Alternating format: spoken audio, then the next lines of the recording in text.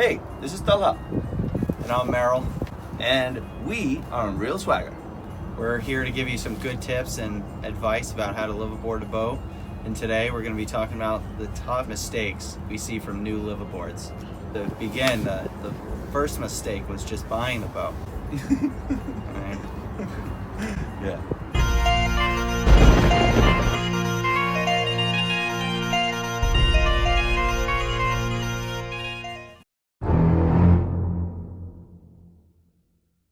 So the first mistake that we usually see new liveaboards do is they focus on irrelevant projects.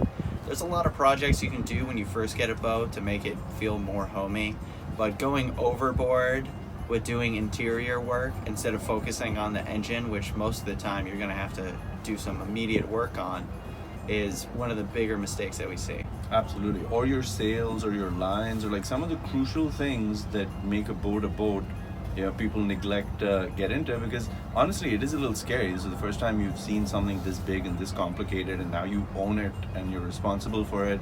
And lots of people just want to make it feel a little more homey, and so they start ripping out the carpet or they start changing the wallpaper, and those are definitely legit concerns just to make the whole place a little more livable, or maybe like get out like a moldy headliner or something like that. But far more important, especially if you want to use it, is that you do the engines run, and how well do they run, and should you be worried about taking it out?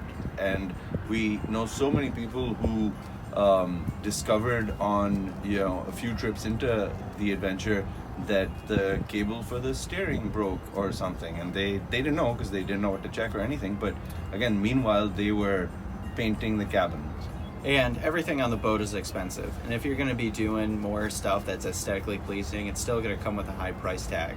So when you're trying to actually solve problems that have to do with the engine or the ability to take the boat out, that ends up being another huge expense.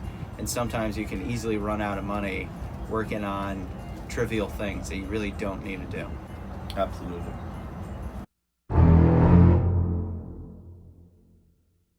The next big one is trying to figure marine stuff out without getting any help. And I can't tell you how many liveaboards I know who just like, oh, I can do this. I have no idea what I'm doing, but I'm going to do this. And YouTube has definitely helped even the playing field. But just because there's so many people around you who've been doing this for years and are more than willing to just give you their advice and their tools and their time, it would be a mistake not to ask somebody for help. Yeah, there's no shame in asking for help. There's only shame in which you need help and you don't ask for it. And a lot of the people that you'll run into has probably done it for some time, and they have a lot of skills that they'd be more than willing to help you out with. Also give you tools and materials that you can actually get your projects done, because what it comes down to is having the right tools for the right project. So one of the funniest stories I have with regard to this is one of my liveaboard friends, we're now good friends, but the first time I met her, second time I met her, she was going down the dock with like this giant tire around her hand, and I was like, whoa, wait, what are you doing with a tire in the marina? Like, why would you ever need a tire here? And she apparently had a leak, and she fixes bicycles herself, and she's like, oh, I'm just gonna tire this, that. I was like, no, that won't work here. Just, can I see what you're gonna do before you're gonna do it? Yeah, it's really hard to explain how she was going to take a tire and she was going to epoxy the tire underneath the curvature of the boat in the middle of winter to stop a leak on a through hole. Yeah. And granted, we saw this and immediately stopped her, but that's just one example of kind of getting into a project that you didn't even ask for advice. And there's tons of ways to get advice. You can talk to the people at your marina. You can call up all these other marine companies and they'll explain how to do it for you. Online forums is such a big deal now, right? Yeah, the forums are huge. And if you just literally type in the problem that you're seeing and describe it as best you can, and then at the end say forum, there'll be something that's word for word that usually comes up on some type of boating forum that already has about 13 different answers. And then you're gonna have to figure out how to distinguish between which one's the right one and which one's the wrong one. And Facebook, there's usually a good amount of communities that you can literally take a photo of your problem and post all your questions and someone will respond to you. and chances are someone's actually been in exactly your seat before. They're like, oh, I dealt with that. That was just XYZ. So definitely tap into those networks.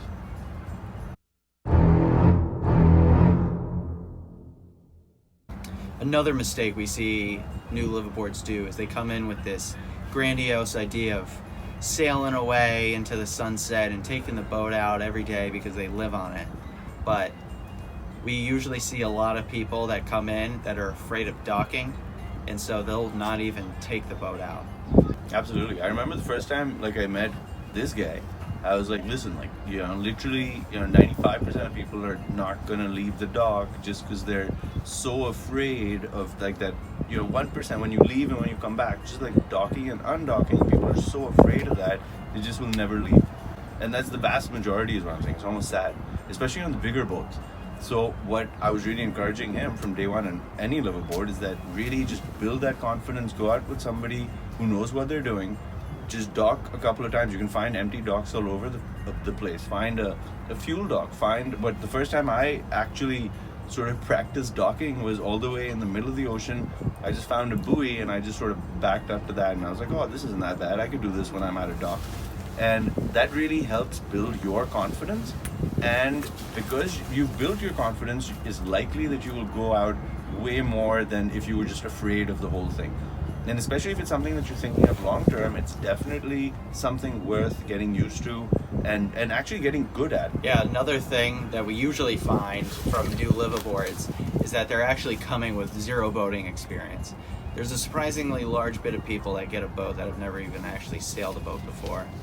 And then you run into them at the dock, you ask them to come out with you, and they're still stuck on those trivial projects in which they want to get those done. So true, by the way. And just don't even take the boat out. There was one guy whose excuse was he had to vacuum the boat. Yeah. And the amount every day. Yeah, every day. And the amount of experience you can gain going out with some person that's been out longer than you have is huge. And what it really comes down to is just a ton of going out to build confidence. And if you decide to just not go out in every opportunity that you can and you're free, you're just gonna lose that skill. Absolutely. I know somebody, and you can't consider him a newbie anymore because he's been doing this for the last 3-4 years now. And this is not one person. I could count 10 people like this. That boat has literally not left the dock just because they're like, no, I'm working on this, and oh, I need to figure that out, and and it's next year, next season, and and the next season just never comes. So don't be that guy. That's what we're saying.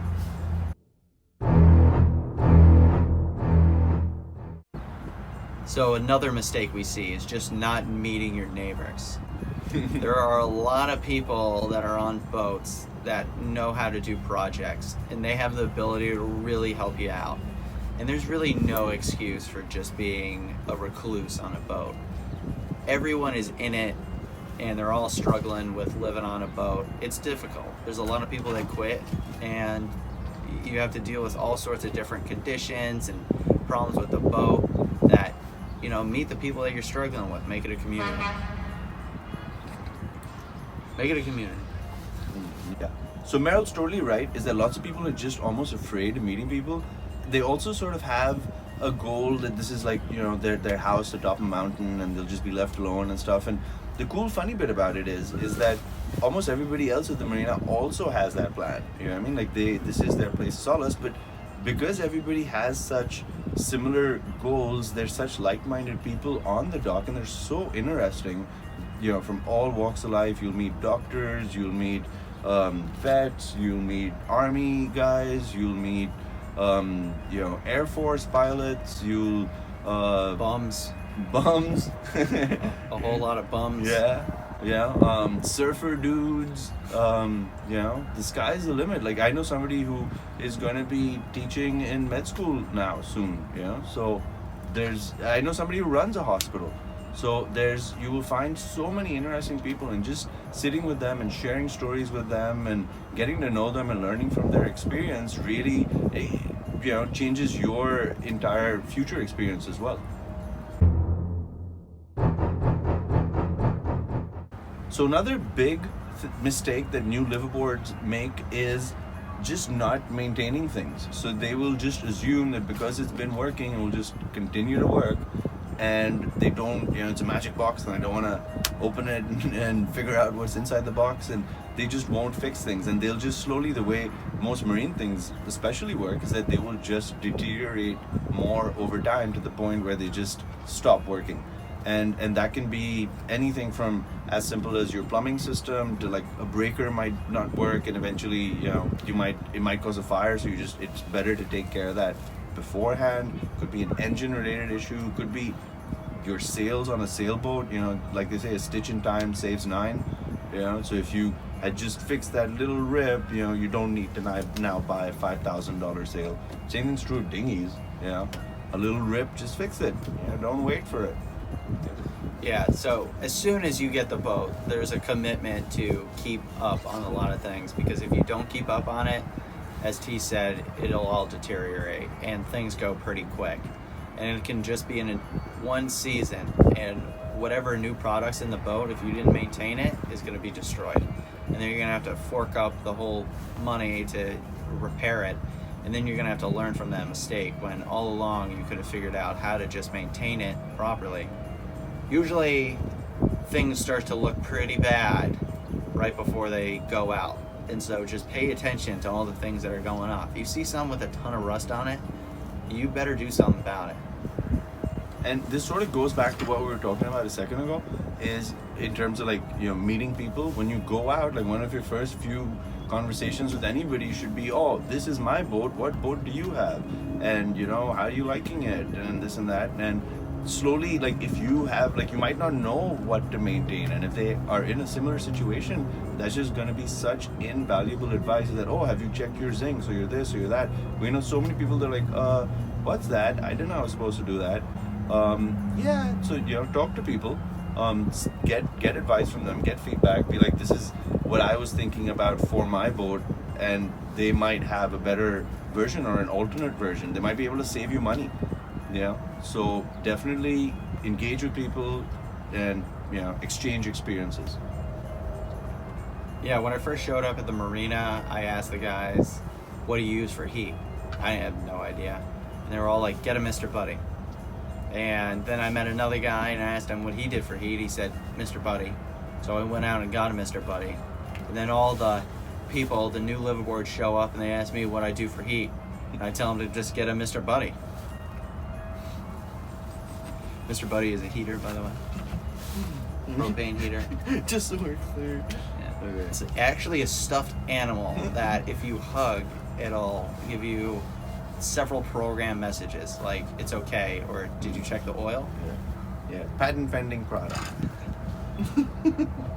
Yeah.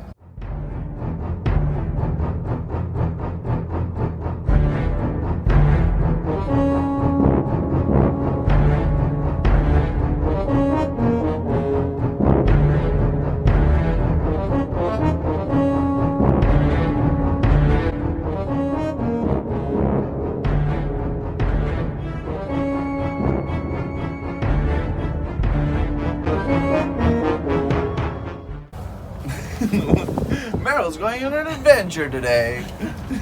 Or he just returned from one, we can't tell.